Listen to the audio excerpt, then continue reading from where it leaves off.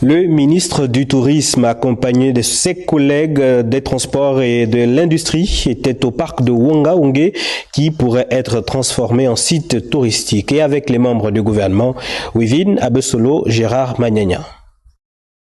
À une quinzaine de minutes de Libreville en hélicoptère et 2 heures par bateau, la réserve de Wonga-Wongué, parée de ses plus beaux atouts, s'offre à nous. Un environnement paradisiaque où forêt et savane cohabitent en parfaite harmonie. Plusieurs kilomètres de côte et une mer à perte de vue. L'instant est simplement magique. Ici, éléphants, buffles et autres bêtes y trouvent leur compte. Quel autre argument pour en faire un site touristique ? Justement, le ministre du Tourisme, fin connaisseur des lieux attractifs, et avec ce flair, il vient d'y poser ses bagages. La procédure veut qu'on valorise un site. Nous allons mettre en exergue cette étape, mais il faut d'abord que le décret sorte pour classifier, bien sûr, les zones en fonction des sectoriels. C'est après ça que nous allons identifier la zone proprement dite touristique et après faire des études pour faire ce qu'on appelle la mise en valeur du site. Nous allons le faire, mais très prochainement.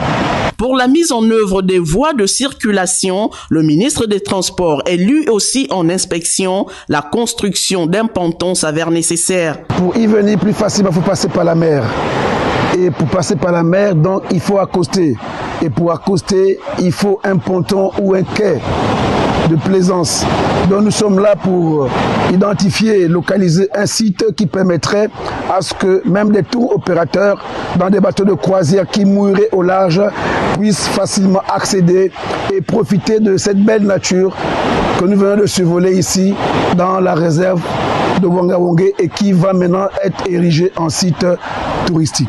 Dans le cadre de la responsabilité sociétale des entreprises, la Société nationale des hydrocarbures du Gabon entend accompagner le gouvernement dans la mise en œuvre de ce projet à travers des financements. Sur terre, dans les eaux et dans les airs, aucun moment de répit pour les gouvernants, le développement socio-économique du pays, toujours au centre des échanges.